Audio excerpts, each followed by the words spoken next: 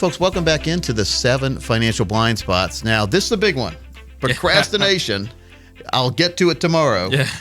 One of the biggest enemies in the financial world is people just putting things off to sometimes it's almost too late, but it really is never too late. Maybe in your mind it is, but better to do it today than put it off to tomorrow. Yeah, absolutely. The best example I can give is, we saw someone who came in and said, hey, I heard about you guys a number of years ago, and they came in and we were looking through their stuff and we were able to put a plan together for them. But just looking back at it, we could have put a much better plan together for them had they come in 5 years earlier when they initially had the idea. So procrastination, avoiding procrastinating, incredibly important, especially in the retirement planning process. In the workbook that goes along with the series, I know you put together a chart that shows folks the difference in costs of different portfolios and how a 1% fee compared to a 3% fee could eat somebody's portfolio alive. So putting off year after year, not really knowing if you have financial termites in your portfolio because it's hard for you to see, have a trained eye examine it. Wouldn't it be great if I was paying too much in fees, I'd want to know about it today, not 5 years from now because I procrastinated. Absolutely. For every year, or really every month that goes by, there's a compounding effect, especially when we're talking about fees. Higher fees will eat into your portfolio over time, and the sooner you can address it, the better off you're going to ultimately end up being. Very, very important. Now, when we talk about retirement planning, so many people out there watching don't have a pension.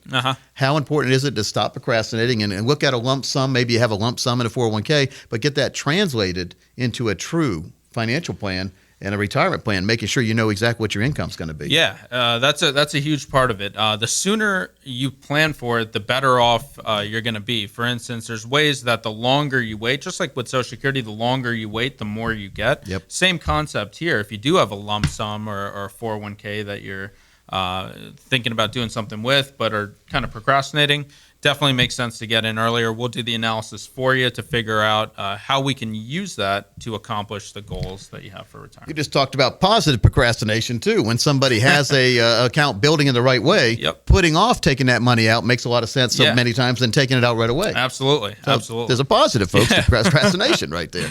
So very important, though, getting a right plan, getting a written plan, using written goals, factoring in all the different blind spots we've already identified and getting rid of those, and then making sure you get a plan that makes sense for what you're looking for. Yeah, the biggest thing is just to not be discouraged or not be afraid. I think the reason people procrastinate, lack of knowledge as to what's available, hoping someone else will do it for them. We're here to kind of alleviate those concerns. So, what about the fear that maybe you don't think you're doing the right thing, or maybe all the neighbors have more money than you, and maybe you have more than they do, but you're afraid, so you put things off. Yeah, I think it kind of just goes back to being honest with yourself and facing the reality. A lot of times people will come in, they say, I know I don't have enough, and we do the analysis, and depending on what you have, they actually have more than enough. By putting the money in the right places. Exactly. Yeah. So, that's a great point. But again, it just starts with addressing it, just getting in there, facing it, and, going from there. Doing the right plan. Doing the right plan, absolutely. Yeah, when we come back, we're going to talk about number 7 of the steps. And it's what age should you retire? Yeah. Can you, should you, will you? That kind of thing. We'll be right back.